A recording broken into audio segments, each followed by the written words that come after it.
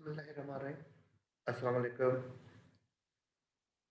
आपका मेज़बान Ziauddin, lecturer zoology.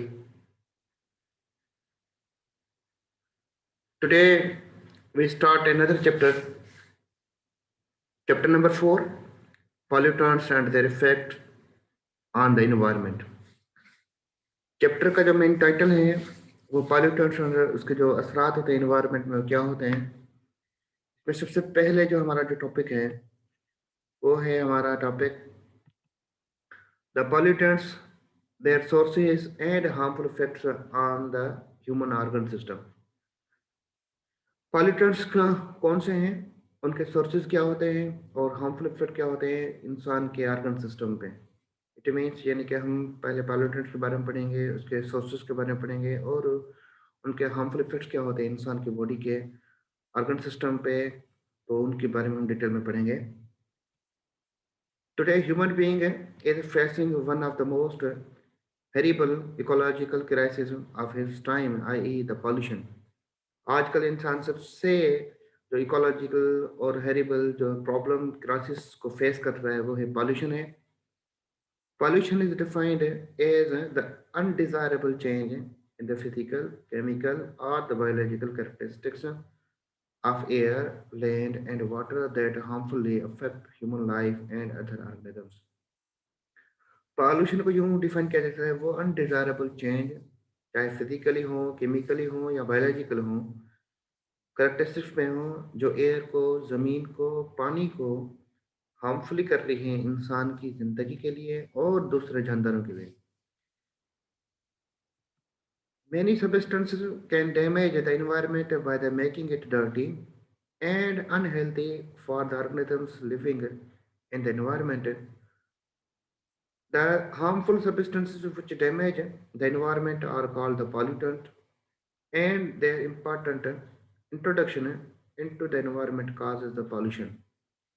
Many substance damage कर रहे हैं, नुकसान पहुंचा रहे हैं इन्वायरमेंट को, जो उसे गंदा बना रहे हैं, अनहेल्दी बना रहे हैं और यहाँ तक कि वो अफेक्ट हो रहा है जानदारों के में।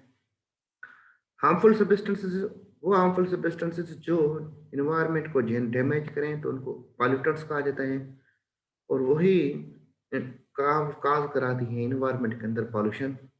यानी कि पॉल्यूशन का मेन जो काज सबब होता है वो होता है एयर पॉल्यूटेंट्स होते हैं। उन यानी कि अब पहला जो होता है पॉल्यूशन होती है वो है हमारे पास एयर पॉल्यूशन है। Air pollution is one of the most dangerous and common kind of environmental pollution that is being reported in the most industrial cities of the world. It is caused when amount of solid waste or the concentration of the gases other than oxygen increase in the air due to some natural process of human activity. Air pollution दुनिया में सबसे खतरनाक और environmental pollution है जो most दुनिया के industrial cities में पाया जाता है, इसकी वजह से हमारा दूसरा इन्वायरमेंट में अफेक्टेड हो जाता है। ये कहा जाता है जब ज़्यादा अमाउंट सॉलिड वेस्ट या कंसंट्रेशन गैसेस के ऑक्सीजन को छोड़कर दूसरी जो गैसेस यूज़ की जाती हैं तो वो नेचुरल प्रोसेस में ह्यूमन के ज़रिए तो वो काज कराती हैं एयर पोल्यूशन। अब यहाँ पे जो अदर देन ऑक्सीजन का ज़िक्र किया गया है क्योंकि ऑक्सीजन जो होती है वो एनवायरनमेंट पॉल्यूशन काज़ नहीं करती, जैसे कार्बन डाइऑक्साइड हो गया, सल्फर डाइऑक्साइड हो गया, उसके साथ नाइट्रोजन ऑक्साइड्स हो गए, ये सारी वो गैसेस हैं जो काज़ करती हैं एयर पॉल्यूशन से। Some major air pollutants and their resources are motive mentioned below। कुछ मेजर एयर pollutants होते हैं और उनके रिसोर्सेज हैं जो नीचे दिए गए हैं। सबसे पहले नंबर पे दिए गए हैं सल्फर डाइऑक्साइड है। Sulfur dioxide, a poisonous gas, is one of the main byproduct of industries and motor vehicles emissions release, having a terribly irritating smell। Sulphur dioxide poisonous gas है जो इंसान पैदा करते हैं, पैदा करवाते हैं इंडस्ट्रीज में, यानी कि इंडस्ट्रीज से पैदा होती है, मोटर व्हीकल से होती है, जो बहुत ज़्यादा इरिटेटिंग स्मेल पैदा करवाती है। यानी कि उसकी जो स्मेल होती है वो इरिटेटिंग होती है। Constant exposure to the sulfur dioxide can lead to a higher occurrence of cough, sneeze, cold, shortness of breath, bronchitis and fatigue attack. जब कांस्टेंट एक्सपोजर लेते रहेंगे, यानी कि अगर हमारे इन्वायरमेंट में कांस्टेंट जो है सल्फर डाइऑक्साइड का कंसंट्रेशन बढ़ता जाएगा, तो फिर हमारे बॉडी के अंदर जो हमारे जो ऑर्गन सिस्टम में इफेक्टेड होंगे वो होते हैं, हमें कफ होती है, सीरीज होती है, कोल्ड होती है, शॉर्टनेस ऑफ द ब्रीथ होती है, ब्रीथ सांस लेने में तकलीफ होती है। और जो हमारे जो लंग्स हैं उनके जो ब्रोंचेस होती हैं, ब्रोंचेस जो हमारे दो लंग्स लंग्स के दो पार्ट होते हैं, तो वो उनमें क्या हो जाते हैं, वो डैमेज होना शुरू हो जाती हैं और फटी अटैक होना शुरू हो जाते हैं। Air infected with sulphur dioxide is main reason for asthmatic attack. यानी कि एयर इफेक्ट होने की वजह, सल्फर डाइऑक्साइड के इफेक्ट होने की वजह से सबसे ज़्यादा से जो होती है वो होती है अस्थमेटिक अटैक होते हैं, यानी कि आपको वो दमे की डिजीज होती है, आई इरिटेशन होती है, आई वाटरिंग होती है, शॉर्टनेस ऑफ ब्रीथ होती है, लंग डैमेज हो जाते हैं और other common problem found in individuals. आँखों में यानी कि आँखें इरिटेट होती हैं, आँखों में पानी आना शुरू हो जाता है, शॉर्ट ब्रीथनेस आ जाती है, लंग्स डैमेज हो जाते हैं और दूसरे प्रॉब्लम को काज कराते हैं सल्फर डाइऑक्साइड के। तो ये भी आप हमारे लिए यानी कि सबसे खतरनाक गैस है जो एयर पॉल्यूटेड काज कराती है। उसके बाद आ जाती है carbon monoxide. Incomplete combustion of fuel lead to exhaust of the carbon monoxide.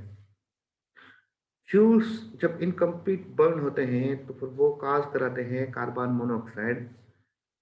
This colorless and odorless gas mostly result with disease related to heart like heart attack, cardiovascular disease among other, as well as headache and reduce mental awareness।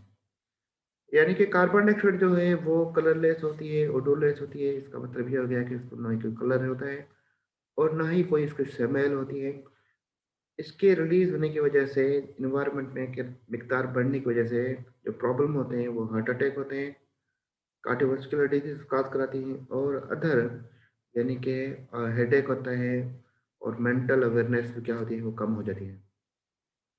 Carbon monoxide excess of affect the lung and lead the weakening of lung function.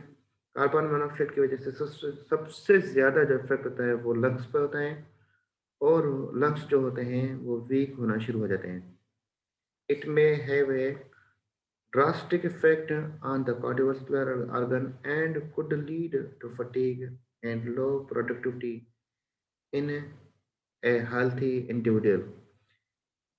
इसकी वजह से carbon monoxide की वजह से जो सबसे ज़्यादा effect होते हैं वो कार्डियोवास्कुलर ऑर्गन पर होते हैं और ये फटीग काज कराती है, लो प्रोडक्टिविटी कराती है, यानी कि हेल्थी इंसान को ज़्यादा कमज़ोर कर देती है। तो कार्बन मोनोऑक्साइड भी यानी कि सही खतरनाक होती है। उसके बाद में आ जाते हैं थर्ड नंबर पे ऑक्साइड्स ऑफ नाइट्रोजन आ जाते हैं। Nitrogen oxide is one air pollutant mostly found at major roads, junction and in heavy industrial areas। Nitrogen oxide जो होते हैं वो ऐसा पोल्यूटेंट है जो मेजर रोड जंक्शन में पाया जाता है या हैवी इंडस्ट्रियल में पाया जाता है। जैसे कि आपको पता है कि जब हमारे जो एयर है, एयर क्या है, गैसेस का मिक्सचर है, तो उसी एयर के अंदर सबसे ज़्यादा में से ज़्यादा मिकदार जो होता है वो होता है नाइट्रोजन का होता है। तो ये जो होते हैं ऑक्साइड्स ऑफ नाइट्रोजन, यानी कि नाइट्रोजन दूसरे सब्सटेंट के साथ कंबाइन होता है, तो वो क्या हो जाता है हमारी बॉडी के अंदर या हमारे एनवायरनमेंट के लिए क्या होता है, पॉल्यूटेंट कॉज कराता है। It is also one of the human health contributor of the smoke and has adverse effect on the human health. ये इंसान की हेल्थ में जो कंट्रीब्यूट करता है, स्मोक जो धुआं होता है उसको कंट्रीब्यूट करता है और यानी कि इंसान की हेल्थ पे भी इफेक्ट करता है। Too much exposure of the nitrogen oxide can lead to various respiratory and lung disease, infection, lung lungs irritation and respiratory symptoms, for example cough, chest pain, difficulty in breathing। ज़्यादा nitrogen oxide लेने की वजह से various respiratory और lung disease cause कराती हैं। उनमें जो इन्फेक्शन होते हैं, लंग के अंदर इरिटेशन होती है, रेस्पिरेटरी सिम्टम्स होते हैं, जैसे कि उनकी निशानियाँ होती हैं, वो क्या कहते हैं, कफ होता है, चेस्ट पेन होता है, डिफिकल्टी ब्रीथिंग होती है। तो उसके बाद फोर्थ नंबर पे है chlorofluorocarbon, CFC, one of the most dangerous. CFC, a group of gases which are widely used as refrigerants and industrial foaming agents. CFC जो गैस है वो वाइडली यूज़ की जाती है रेफ्रिजरेंट्स में, जो आपके रेफ्रिजरेटर होते हैं उन्हीं के अंदर यूज़ की जाती है, और इंडस्ट्रियल जो होती हैं एजेंट्स तो यूज़ किए जाते हैं। CFC is major cause of depletion of ozone layer। CFC के यूज से जो सबसे ज़्यादा जो नुकसान होता है हमारे इन्वायरमेंट में, ओजोन लेयर को अफेक्ट करता है, यानी कि उसको डिप्लीट कर देता है, खत्म कर देता है। Inhalation of high level of CFC can affect the lungs, central nervous system, heart, liver and kidney।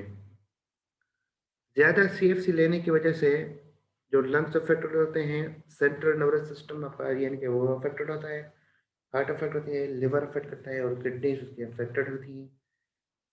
Symptoms जो होती हैं इसके, CFC exposure to the CFC can include the drowsiness, unclear speech or disorientation and tingling tension and weakness in the limbs। इसकी वजह से जो CFC लेने की वजह से जो होती है, ड्रॉवनेस हो जाती है, अनक्लियर स्पीच हो जाती है और टिंगलिंग सेंसेशन होता है। टिंगलिंग सेंसेशन का मतलब ये हो गया कि जो आपकी टांगें होती हैं या जो आपके बॉडी ऑर्गन्स होते हैं उनमें सनसनाहट हो जाते हैं, ब्लड सर्कुलेशन खत्म हो जाती है और जो वीकनेस पैदा हो जाती है लिम्स के, टांगों के अंदर।